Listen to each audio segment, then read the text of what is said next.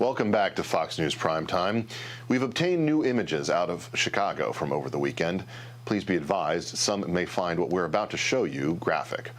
Thousands of young people gathered for a 3-day music festival without masks. Look at them. Didn't they hear Joe Biden's dire warning about a second dark winter? Many of those who claim to follow the science became very upset at this sight. They don't like to see people outside having fun. They want you to believe these concert goers are in grave danger. And that might be true. They are in Chicago, after all. Last month, the city saw 105 murders, 3 times the amount of COVID deaths. In Washington, D.C., murders also surpassed COVID deaths by a near 3-to-1 ratio in July. Despite these numbers, the media and elected officials are seemingly still trying to figure out how to flatten the curve instead of addressing the violent crime pandemic plaguing inner cities. Tim Pool hosts the Timcast IRL podcast, and he joins me now. Tim, it's good to see you. Hey, thanks for having me, Ben.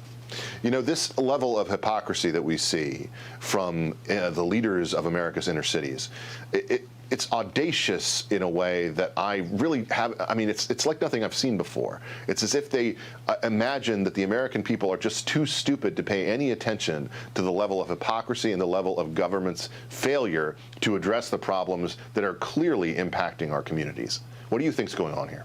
I honestly have no idea. You know, having grown up in Chicago, I have personally witnessed the gun violence. I'm wondering why, after my entire life, they've not been able to solve it. They seem to just keep doubling down. But when it comes to the COVID restrictions, our leaders, the mayors, the governors, we see them flaunting the rules. They don't wear masks. They tell everyone else to. The funniest thing about Chicago is they're warning us that the Delta variant is on the rise. We gotta bunker down and make sure we slow the spread.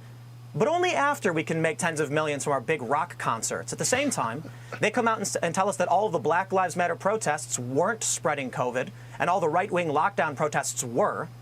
I can't believe people fall for these narratives, and it kind of breaks my heart to see.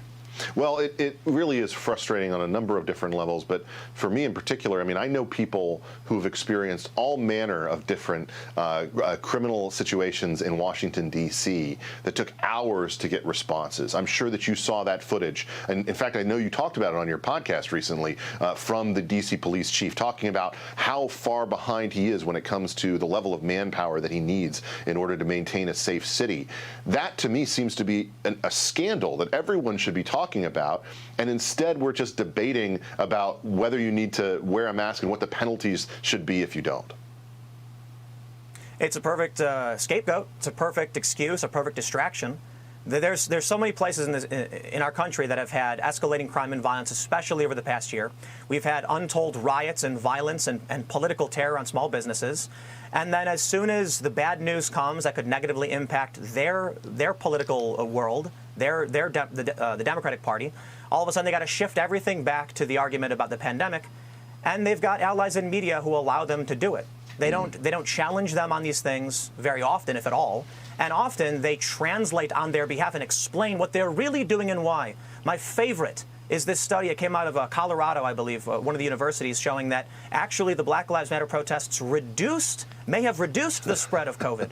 As if we're supposed to believe that while our cities are being attacked and some small businesses are being destroyed, now we're seeing escalating crime and we're not getting a conversation about it. I think people on the right, conservatives, disaffected liberals, need to take control of the narrative and start asking these questions and not let them pull the conversation back. We've got a vaccine. They've gone and talked about how effective it is and how it's working. It's fantastic. And we're going to get those vaccination numbers up. Okay, then why are you coming out with more restrictions, more lockdowns? Why are you trying to act like everyone's got to stay home? Meanwhile, you get to do whatever you want.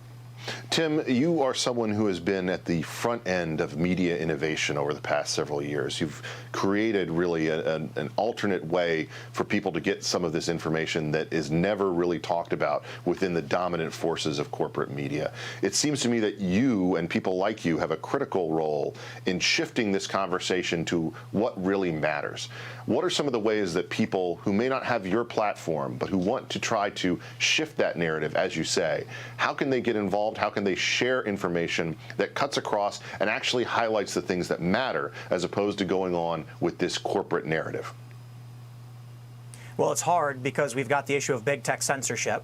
We see cancel culture that many on the left deny, but they're regular people with small accounts trying to express themselves. They'll say something like learn to code and get banned on Twitter.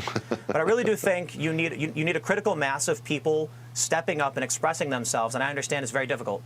You know, for people who have families and children, they're trying to just get through this to make sure their kids will have a better future, will be able to have food to eat, and they'll have a job to support their families. But I really do believe that if everybody who opposed, the wokeness, the hypocrisy from our leaders, if they did speak up and they were brave, then I think we would see a dramatic and immediate change. Mm-hmm. You have to go out and make that stand, though, take that risk in order to shift the narrative. Tim, thanks for joining me. Up next. Hey, Sean Hannity here. Hey, click here to subscribe to Fox News YouTube page and catch our hottest interviews and most compelling analysis. You will not get it anywhere else.